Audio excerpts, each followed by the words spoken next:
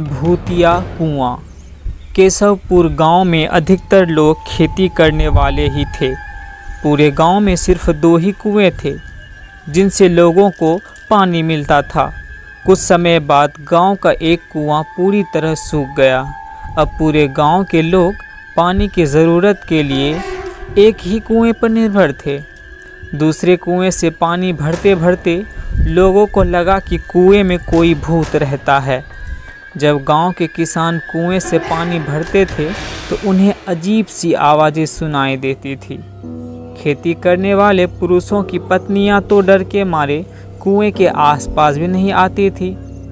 धीरे धीरे पूरे गांव में बात फैल गई कि कुआं भूतिया है।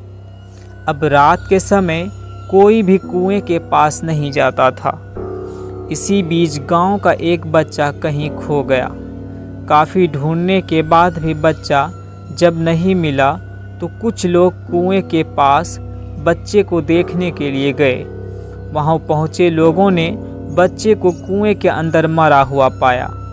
अब एक तो कुएं का पानी खराब हो गया और दूसरा बच्चा कैसे मरा इसको लेकर गांव के सभी किसान परेशान हो गए थे। सबने एक दिन मिलकर नया कुआं खोदने की सोची। कुछ ही दिनों में कुआं सबने खोद लिया और उसमें पानी भी आने लगा।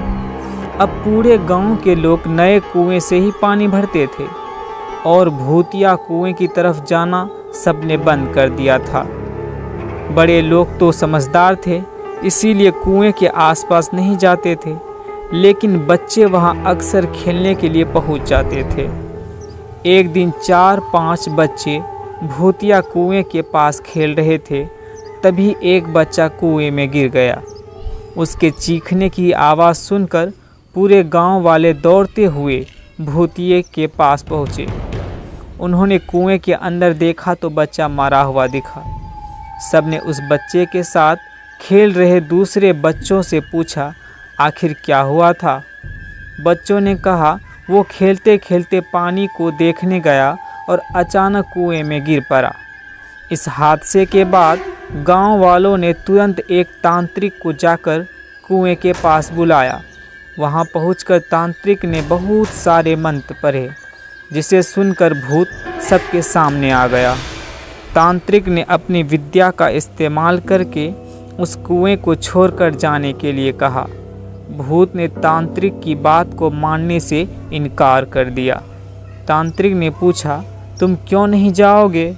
यहाँ आकर बच्चे मर रहे हैं, इसीलिए तुम्हें जाना ही होगा। भूत ने जवाब दिया इस कुएं में सालों से मेरा पूरा ख़ानदान रहता आ रहा है, मैं यहाँ से बिल्कुल नहीं जाऊँगा। इतना कहकर भूत कुएं के अंदर चला गया। अब तांत्रिक ने गांव के लोगों से कहा इस कुएं के मुंह को ढक दो, ऐसा करने से किसी तरह के हादसे नहीं होंगे। यह सुनते ही गांव के मुखिया ने तुरंत काम शुरू करवा दिया। दूसरे दिन कुएं के मुंह पर जाली डालकर पूरी तरह से रेत और सीमेंट से पक्का ढक्कन बना दिया और उससे ढक दिया गया। अब सारे गांव वाले खुशी खुशी रहने लगे।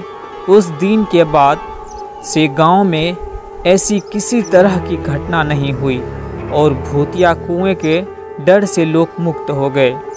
कहानी से हमें ये सीख मिलती है कि किसी भी परेशानी में हार नहीं माननी चाहिए। किसी न किसी तरीके से उस परेशानी से बाहर निकला जा सकता है। इस तरह की वीडियोस पाने के लिए हमारे चैनल स्टोरी की दुनिया को सब्सक्राइब कर ले और वीडियोस को लाइक कर दे। मिलते हैं एक नई कहानी के साथ, तब तक के लिए धन्यवाद।